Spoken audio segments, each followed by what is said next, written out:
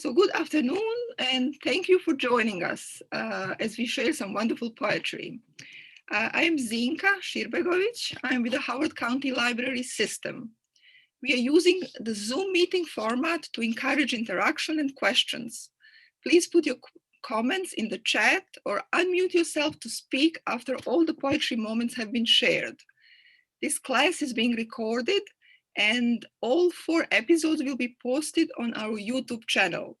Post-event, we will send out a survey and would love to hear from you. This follow-up email will also have a list of additional poetry books for you to explore. And then before we start, let me tell you about 2 of our upcoming events. We have on May 5th, Hooking Your Reader, Writing a Killer First Line. And then on May 17th, it's the Silk Road with the Walters Art Museum, cross-cultural trade between Asia, Persia, and the Roman Empire, circulated goods, technology, art, and religion. Explore works from the Walters Art Museum that illuminate the expansive story of the Silk Road. And it's my pleasure to introduce Susan Hobby, who you may be familiar with already. Susan Taunton Hobby is a writer, editor, and literary consultant. For 15 years, she has worked as a special projects coordinator for Hoko Politso, the Howard County Poetry and Literature Society, and has served on the Society's board for more than 20 years. She's a founding member of the Little Patuxent Review and interviews nationally known authors for that literary magazine. Susan is also a freelance writer and editor and writes her own fiction and poetry. Welcome, Susan. Thank you, Zinka. Thank you very much to you and to the library for allowing Hoko Politso to be with you today. Hi, I'm very excited to see you all. I see some repeats. Thank you for coming back. So this week, we're talking about family. The theme is family poetry. So I reached back into my college poetry syllabus for this week's quote. Every week I've been giving you a quote about what poetry is, what poets think poetry is. I think this quote really fits the poetry we're going to hear this week. The British poet W.H. Auden, he wrote, "Poetry might be defined as the clear expression of mixed feelings." So we'll hear 3 poems this week, all about families and the mixed feelings those relationships can bring out in us. So all 3 poets this week set a scene of family life for us. And so there's really vivid portrayals of a little slice of family life, whether that's, a family celebrating a payday, or a mother looking at her sleeping teenage daughter, or a father listening to his wife read to his child. But then the poets take those scenes, they set those scenes, and then they add their own facets to the understanding of family and the understanding of being in this world as a family. So one other quick thing is that that Hoko Politso is having a Blackbird Poetry Festival. It's our 14th. We didn't have our 13th last year because of COVID. So we're having a poetry festival on the 29th of April. I'm putting the link to all of the events in the chat.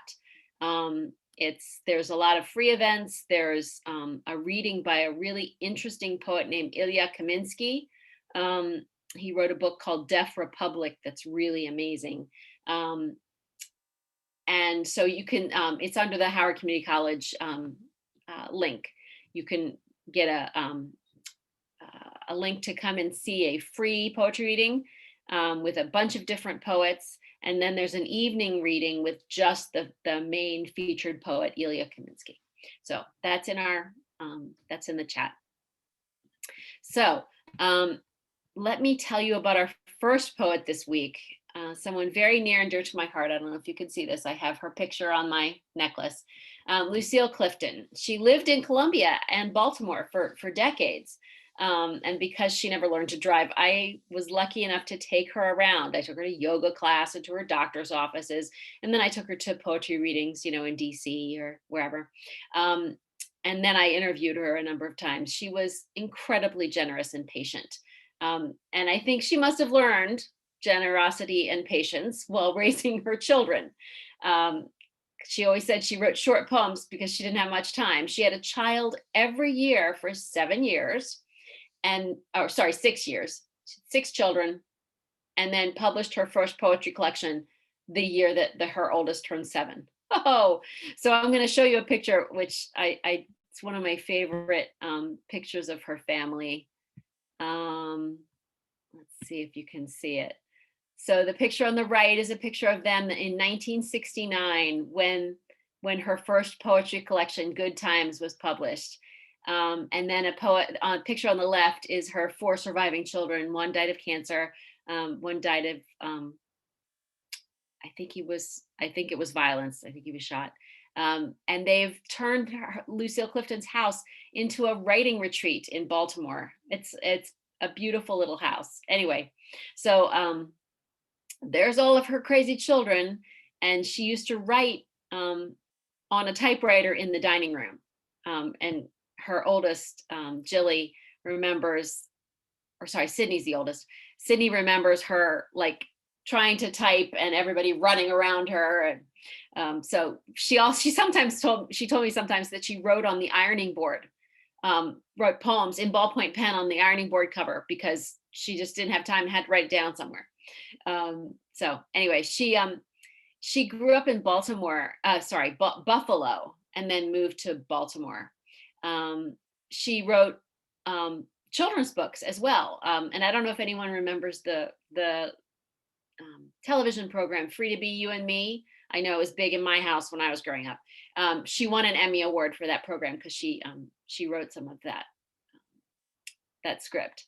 She has been nominated for the Pulitzer twice, and she won a really important poetry prize called the Ruth Lilly Poetry Prize. And she was the first Black woman to be given that prize.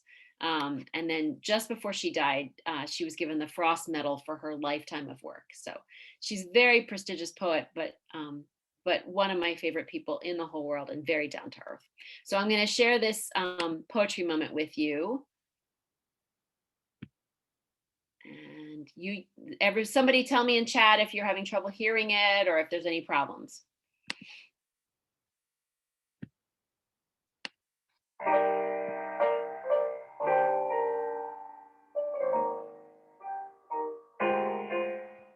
Welcome to Hoko Polizzo's Poetry Moment. Lucille Clifton used to joke that she thought all poets were old, dead white men. That's because most schools taught a poetry syllabus full of Shakespeare, Keats, and Shelley. But starting with her first published book in 1969, Clifton became a giant among poets. A giant who was Black and a woman. Clifton explains that when she wrote her poem, Good Times, in the 1960s, she had not read poems like it. Many poems are written in an elevated style, but Clifton wrote her poem in plain language.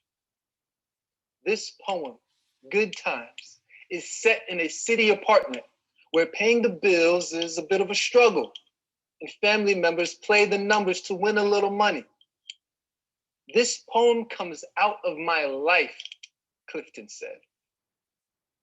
The poem begins with mama's fresh bread, the bills paid, and an extended family dancing in the kitchen.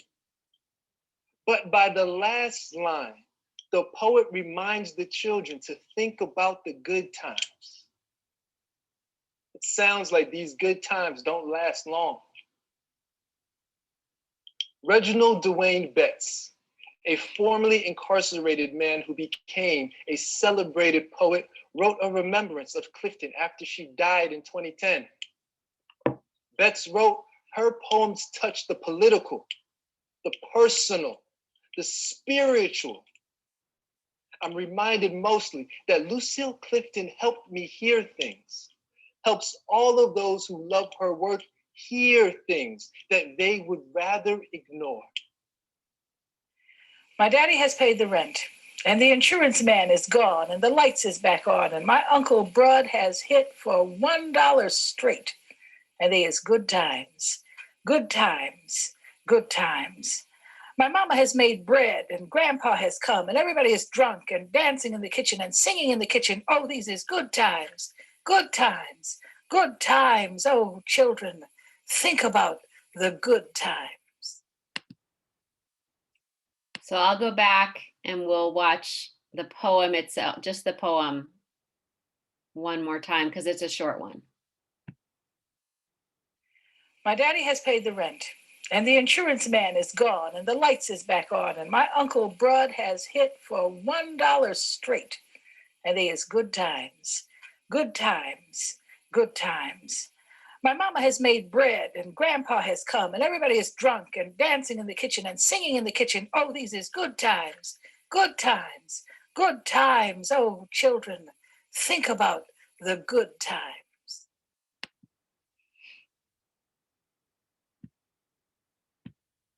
So I don't know if you know this, but being a poet doesn't bring in a lot of money. And Lucille was evicted 3 times from her house in Baltimore, from various houses and apartments in Baltimore. And so she knew what it was like to have hard times, but she focused on the good times there. And then you can just hear a little bit when she reminds the children to think about the good times. You know, I think she's acknowledging that there are bad times, but that she hopes the kids will remember the good times. All right. So our next poet is from Ireland. Her name is Eavan Boland. And so Ireland has this very long history of literature, you know, but a lot of it is men writing. So there's Yeats and Seamus Heaney and Samuel Beckett and James Joyce. Samuel Beckett, you know, the Waiting for Godot, and James Joyce of Ulysses.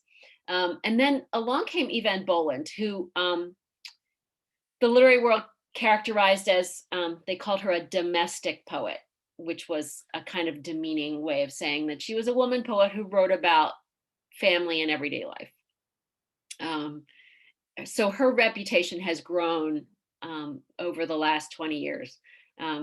She is beloved by lots of readers worldwide who feel like her poetry really relates to their life. She lived in an Irish suburb, you know, a normal kind of, she didn't live like in Dublin Center or whatever. And the poem we'll hear today is called The Pomegranate, which, as you know, is a fruit. And it addresses a certain moment in a woman's life when you kind of realize the double jointedness of generations, when you're both a mother and a daughter, and your memories of being both of those things kind of mingle, they mix up. And to kind of explain it and to kind of bring it all together, she brings in the Greek myth that explains the seasons about Ceres, who is also called Demeter, and Persephone. So let's listen to The Pomegranate.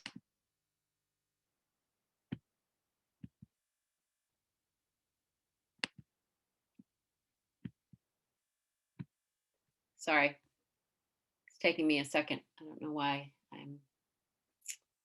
hold on a second. All right, let me try it again one more time.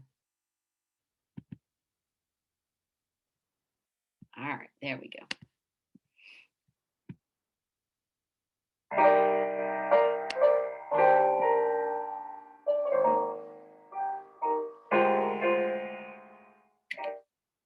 Welcome to Hoko Palizzo's Poetry Moment, featuring The Pomegranate by Eavan Boland. I'm Sarah Luckadoo. Whenever winter shakes itself awake and sheds the first snowflakes, the myth of Persephone comes to mind. Eavan Boland uses this ancient Greek myth to plumb the mysteries of mother-daughter relationships, and even throws into her poem a snack for the reader, a pomegranate. But first, the myth. Kidnapped by Hades and imprisoned in hell, Persephone is pursued by her mother, who searches ceaselessly until she finally finds her daughter. Though she had tried to refuse, the hungry Persephone has eaten 6 seeds of the pomegranate Hades has given her. The rules of hell say that if you eat or drink of the underworld's produce, you must remain underground. But Persephone's mother, called Demeter or Ceres, negotiates a kind of joint custody agreement with Hades. For half the year, Persephone emerges from hell to stroll through the fields of flowers with her mom on earth, and spend 6 months as Hades' wife below ground, when nature sleeps and the earth is cold. And that Greek myth explains the seasons. But who could blame Persephone? Who could resist the gift of a pomegranate? Assertively red and juicy, almost the antithesis of winter, a pomegranate stores up all the riot of summer into a delicious package. Boland's poem, The Pomegranate, is built on the heartbreaking myth, but branches out into the roles of mothers and daughters. This poem is just to register my surprise at having a child who turned into a teenager, Boland said during the full interview on Hoko Palizzo's The Writing Life. The speaker in Boland's poem enters the myth as a daughter, but when she becomes a mother and loses a young daughter at twilight, her frantic search recalls Ceres' frantic hunt for Persephone. The poem reads, "When she came running, I was ready to make any bargain to keep her." Later in the poem, the speaker contemplates her sleeping teenage daughter and how the daughter will enter the adult world, just as her mother did. Boland describes rifts in time that allow a woman to remember what it was like to be both a daughter and a mother, gripped by the ineffable love and fear for a daughter. By the end of the poem, readers understand what the mother has grown to know, that she cannot protect her daughter with bargains or love, or even words. And now, The Pomegranate by Eavan Boland. The Pomegranate. The only legend I have ever loved is the story of a daughter lost in hell and found and rescued there. Love and blackmail are the gist of it. Ceres and Persephone the names. And the best thing about the legend is I can enter it anywhere and have. As a child in exile in a city of fogs and strange consonants, I read it first. And at first I was an exiled child in the crackling dusk of the underworld, the stars blighted. Later, I walked out in a summer twilight, searching for my daughter at bedtime. When she came running, I was ready to make any bargain to keep her. I carried her back past white beams and wasps and honey-scented buddleias. But I was Ceres then, and I knew winter was in store, for every leaf on every tree on that road was inescapable for each one we passed, and for me. It is winter and the stars are hidden. I climb the stairs and stand where I can see my child asleep beside her teen magazines, a can of Coke, her plate of uncut fruit. Pomegranate, how did I forget it? She could have come home and been safe and ended the story and all our heartbroken searching. But she reached out a hand and plucked a pomegranate. She put out her hand and pulled down the French sound for apple and the noise of stone and the proof that even in the place of death, at the heart of legend, in the midst of rocks full of unshed tears, ready to be diamonds, by the time the story was told, a child can be hungry. I could warn her, there is still a chance. The rain is cold, the road is flint-colored. The suburb has cars and cable television. The veiled stars are above ground. It is another world. But what else can a mother give her daughter but such beautiful rifts in time? If I defer the grief, I will diminish the gift. The legend must be hers as well as mine. She will enter it as I have. She will wake up. She will hold the papery, flushed skin in her hand and to her lips. I will say nothing. Okay, do we want to hear it again? Give me a thumbs up or a thumbs down. Yeah, maybe. Okay, go back. It's a long one. She's got a lot to say about mothers and daughters. The Pomegranate. The only legend I have ever loved is the story of a daughter lost in hell and found and rescued there. Love and blackmail are the gist of it. Ceres and Persephone the names. And the best thing about the legend is I can enter it anywhere and have. As a child in exile in a city of fogs and strange consonants, I read it first. And at first I was an exiled child in the crackling dusk of the underworld, the stars blighted. Later, I walked out in a summer twilight, searching for my daughter at bedtime. When she came running, I was ready to make any bargain to keep her. I carried her back past white beams and wasps and honey-scented buddleias. But I was Ceres then, and I knew winter was in store, for every leaf on every tree on that road was inescapable for each one we passed and for me. It is winter and the stars are hidden. I climb the stairs and stand where I can see my child asleep beside her teen magazines, her can of Coke, her plate of uncut fruit. Pomegranate, how did I forget it? She could have come home and been safe and ended the story and all our heartbroken searching. But she reached out a hand and plucked a pomegranate. She put out her hand and pulled down the French sound for apple and the noise of stone and the proof that even in the place of death, at the heart of legend, in the midst of rocks full of unshed tears, ready to be diamonds, by the time the story was told, a child can be hungry. I could warn her, there is still a chance. The rain is cold, the road is flint-colored. The suburb has cars and cable television. The veiled stars are above ground. It is another world. But what else can a mother give her daughter but such beautiful rifts in time? If I defer the grief, I will diminish the gift.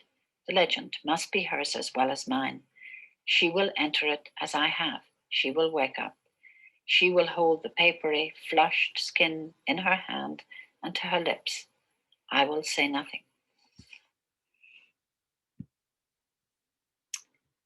Oh, I think of that a lot because I had a teenage daughter, and you think about what do you say to a daughter to warn her about the world? You can't really save her. They have to make their own way, and so I feel like this is a lot about the strength and kind of ferocity of a mother's love, but also the necessary defiance of teenagers kind of finding their own way. Anyway, okay, we got one more, and this one is a very beautiful poem by a poet that is called, his name is Li Young Lee, and he, in this poem, captures kind of the fleeting moments in a parent's life, those you think are mundane, but then you look back and they've slipped away so quickly. He had a really amazing life. His parents were from this powerful Chinese family, and then that got caught up in the politics of the country. His father was the personal physician to Mao Zedong, but then his family had to flee the country when things kind of went south for Mao. So Lee was actually born in Indonesia, but then when all of this anti-Chinese sentiment came about in Indonesia, his father was actually thrown in prison for a year. And when he got out, the family left on foot and on the boat. They traveled through Hong Kong and Macau and Japan until they could find some place where they could settle for a second and then find refuge in America. So he came to America in 1964. And then his father became a minister. He was a physician, but he became a minister in Pennsylvania. Lee went to school and remembers his father reading to him so often, and his father requiring him to read. When he started to write poetry, he was very much intrigued by the classical Chinese poets Li Bo and Tu Fu. There's a real there's a real sense of spirituality, almost mysticism in his work. So let's hear A Final Thing by Lee Young Lee.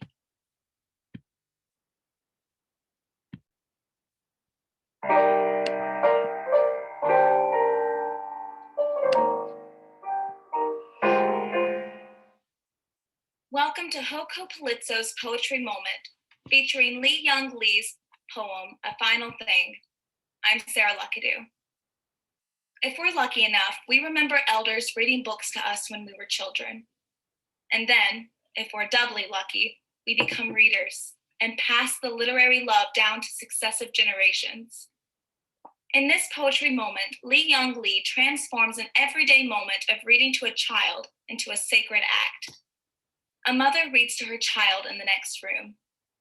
A listener can hear the cadence, the love, and the voice, but not discern the story. Lee explains the origin of the poem. I was waking up every morning and listening to my wife read to our son in the other room. Every morning I woke up experiencing that. I realized I was in the presence of something really magical and wonderful, and on the one hand, eternal, and on the other hand, very impermanent. I knew that somehow I was in the presence of poetry, and it was up to me to find the place in myself where I could pay attention enough to write this. Lee had a harrowing early start to his life. His father had been Mao Zedong's personal physician, but his parents fled China as political exiles. After settling in Indonesia, anti-Chinese sentiment rose in that country, and his father was arrested and held as a political prisoner for a year. After a 5-year trek through Macau, Hong Kong, and Japan, the family finally settled in America. But he does remember his father reading to him, even during their flight, and how later his father required him to memorize literature and recite it. The poetry Lee writes has a quality of mysticism to it, a way of taking a consecrated look at everyday events, such as reading a story to a child. He compares writing poetry to praying. In an interview with Poets and Writers, Lee said that part of the mission of poetry was to help build heaven on earth. In his memoir, The Winged Seed, Lee writes, "May the child never forget the power of the small. May the man never wake a stranger to himself." Lee never forgot the power of the small, the sacred moment of reading to a child. And now, A Final Thing by Lee Young Lee. It's called A Final Thing. I am that last, that final thing, the body in a white sheet listening, the whole of me trained, curled like one great ear on a sound, a noise I know, a woman talking in another room, the woman I love. And though I can't hear her words, by their voicing, I can guess she is telling a story. Using a voice which speaks to another, weighted with that other's attention, and avowing it by deepening in intention. Rich with the fullness of what's declared, this voice points away from itself to some place in the hearer, sends the hearer back to himself to find what he knows. A saying full of hearing, a murmuring full of telling and compassion for the listener and for what's told, now interrupted by a second voice, thinner, higher, uncertain, querying, it seems, an invitation to be met, stirring anticipation, embodying in completion of time and the day. My son, my firstborn, and his mother are involved in a story no longer only theirs, for I am implicated, all three of us now, clinging to expectancy, riding sound and air. Will my first morning of heaven be this? No, and this is not my last morning on earth. I am simply last in my house to waken, and the first sound I hear is the voice of one I love, speaking to one we love. I hear it through the bedroom wall. Something, someday, I'll close my eyes to recall. All right. Should we hear it again? Yeah.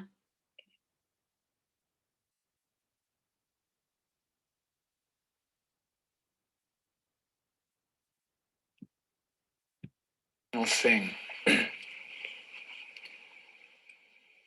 I am that last, that final thing, the body in a white sheet listening, the whole of me trained, curled like one great ear on a sound, a noise I know, a woman talking in another room, the woman I love. And though I can't hear her words, by their voicing, I can guess she is telling a story. Using a voice which speaks to another, weighted with that other's attention, and avowing it by deepening in intention. Rich with the fullness of what's declared, this voice points away from itself to some place in the hearer, sends the hearer back to himself to find what he knows.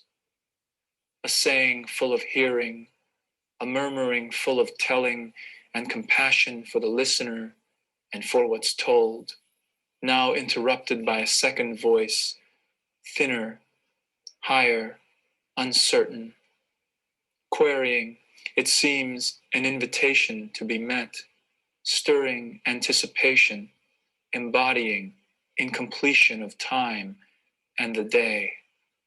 My son, my firstborn, and his mother are involved in a story no longer only theirs, for I am implicated, all three of us now, clinging to expectancy, riding sound and air. Will my first morning of heaven be this? No, and this is not my last morning on earth. I am simply last in my house to waken, and the first sound I hear is the voice of one I love, speaking to one we love. I hear it through the bedroom wall. Something, someday, I'll close my eyes to recall.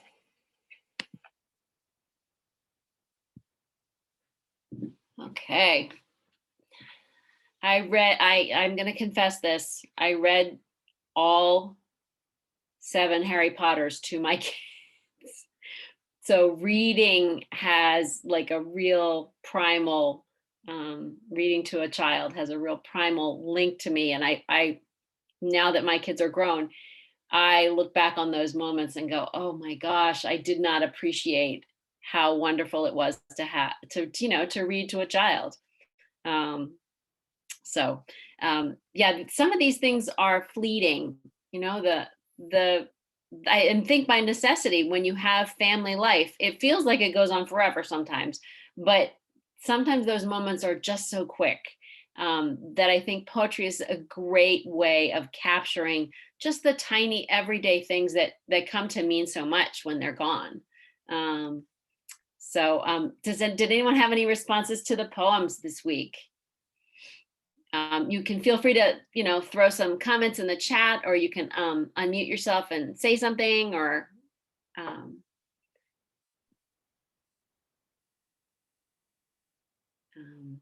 I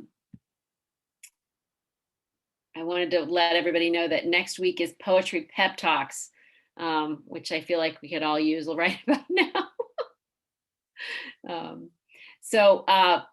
Anything strike you about these poems? The poem "Good Times."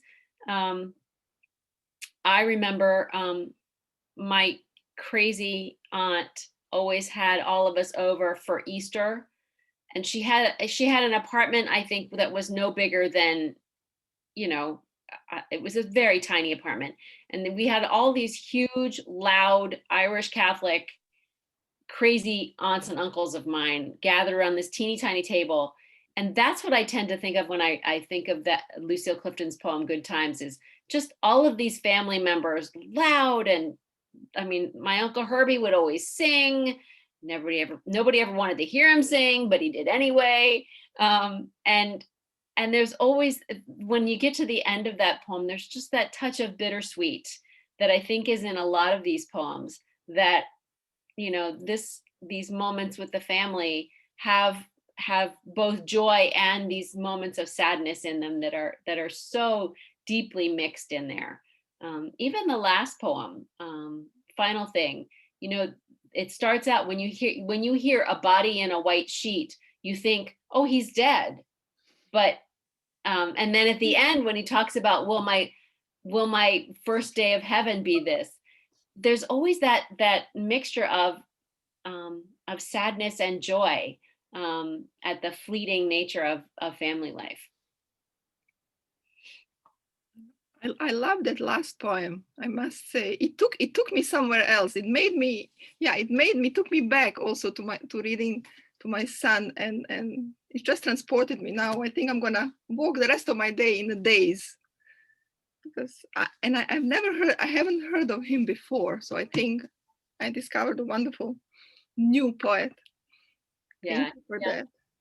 He has a really good, his memoir, A Winged Seed, is about that incredible flight of his family and then them settling in America. And it's really an extraordinary, beautifully written memoir.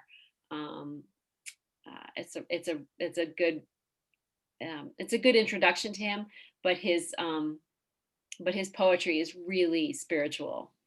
Oh, Anne has a lovely thing to say. She says, all three poems brought tears to her eyes. And she's right that poetry is a family's a universal experience, and they do capture the fleeting moments. Oh, yes, I think you're right, Anne. It was a surprising way. The white sheet does make you think of death, and it kind of shocks you into listening to this. Is this a dead person speaking, like we heard in The Longboat with Stanley Kunitz? And the fleeting nature of family life. I agree. It's they're little scenes that you don't get back. And I find that if I don't pay attention and write things down, I lose them. And they're really precious moments. Some of them are awful moments, but you know, sometimes it's good to have those too, to keep us grounded. Well, the bad times make the good times even sweeter, right? Exactly. Think about the good times, and the implied is, because the bad times come too. You know, that's what's implied, is think about the good times, because sometimes they aren't so good. Yeah. All my uncles are gone now. So I do remember Uncle Herbie singing, and I used to roll my eyes when he did it, but now I think back on it fondly. Okay. I can definitely relate to all of the kinds of things referred to in this. We had kind of surrogate grandparents for my kids, my uncle and his aunt, because all of the actual grandparents were either dead or way far away. And yeah, every Easter, there were a whole bunch of family birthdays that around Thanksgiving. So we always had a big celebration, and yeah, they're both dead, and the rest of the family doesn't get together like that anymore. And it's just really kind of sad. Yep. But it's great to remember that it used to be great. Yep. Yeah. I distinctly remember this was my grandfather on my mother's side. It was their family. And the whole point was they were 10 brothers and sisters, and their whole point was to make my Aunt Jeanette laugh so hard that she peed her pants. That was always the big, and it always worked because they were very funny. But yeah, you're right. It's those times that you have to remember. You're going, you know, paying attention. That's what poetry is all about, is paying attention to life and trying to capture it like a bug in amber, you know? Very good. Very good. Try to remember it. And remember it. Exactly. Yes. Exactly. Yeah. And remember the feeling you had when it was those times, you know, Yes, absolutely. not just the details, but how you felt, how it made you feel to be surrounded by family or whatever. Yep. Yep. The clear expression of mixed feelings. Yeah, that's really appropriate. Yeah. Yeah. Pretty interesting. So I've put the link to the Blackbird Poetry Festival, which is on April 29th, in the chat. If anybody wants to attend, we have all kinds of fun things happening. We have a great recitation from a Wild Lake High School student who was a second place in the state for Poetry Out Loud. She recites these two beautiful poems in our evening reading. So I've sent that. I put the link in the chat again. Next week is our last week. I can't believe it already. And we'll do poetry pep talks. And these are really, they're so comforting. They make me very happy to read. So I'm excited to hear them. All kinds of different poetry pep talks. One from our National Poet Laureate, Joy Harjo. So I hope to see you next week.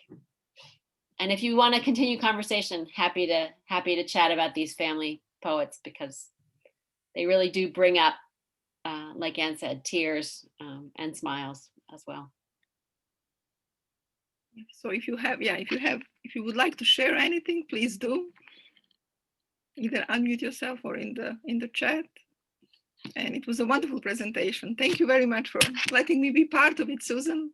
Thank you so much for facilitating, Zinka. I very much appreciate your attention and comments. And it was great. Thank you everybody for joining us. Yes, I hope you join us on the 27th. There is a link in the chat also for the next class.